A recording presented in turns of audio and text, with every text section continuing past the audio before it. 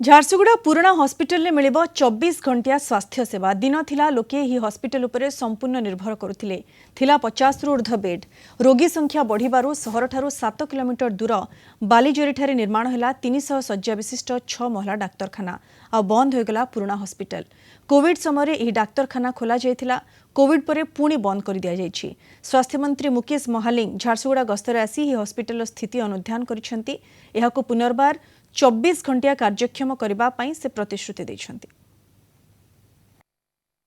देखंतु जते बेले हमर मालीमुंडा रे डिस्ट्रिक्ट हेडक्वार्टर हॉस्पिटल नवा बिल्डिंग हला तार परे मंगल बाजार जो थिला पुराना कोठा डिस्ट्रिक्ट हेडक्वार्टर हॉस्पिटल रो सेटा संपूर्ण भाव में बंद हो जाइए एवं अर्जेंट बेसिस रे जो गुरुतर रोगी माने अर्जेंट बेसिस रे पुराना डीएचएच जो अच्छी हॉस्पिटल बिल्डिंग ताकू 100 बेडेड हॉस्पिटल करले भल हम। स्वर्गत नवकिशोर दास स्वास्थ्य मंत्री थिले झारसुगुड़ा जिलार जो आमर पुरातन हॉस्पिटल मंगल बाजार ताकू सिटी हॉस्पिटल रे परिणत करने डिक्लेयर करा गवर्नमेंट ठू चिठी आईला आसिकी गवर्नमेंट इनक्वारी कर 100 बेडेड हॉस्पिटल करने किंतु भगवान कर इच्छा उपरे किए किछि करि पारिबे नहीं तांकर अपमृत्यु हैला परे से सब कागज पत्र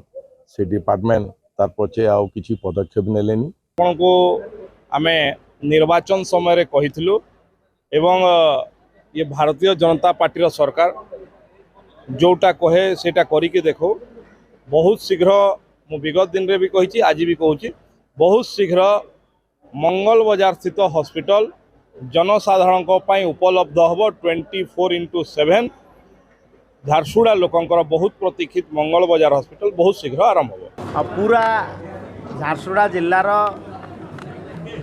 आमर चिकित्सा क्षेत्र में हॉस्पिटल तार संपर्क में आमर आलोचना होता जे आमर मंगल बाजार रे जो पुराना हॉस्पिटल सेटा झारसुगुड़ा लोकंकर आस्था सहित जड़ित बहुत पुराना हॉस्पिटल ताकू आमे प्रयास करुछु आगामी दिन रे 24x7 हॉस्पिटल करिया पई आमर ताकू प्रयास करुछु।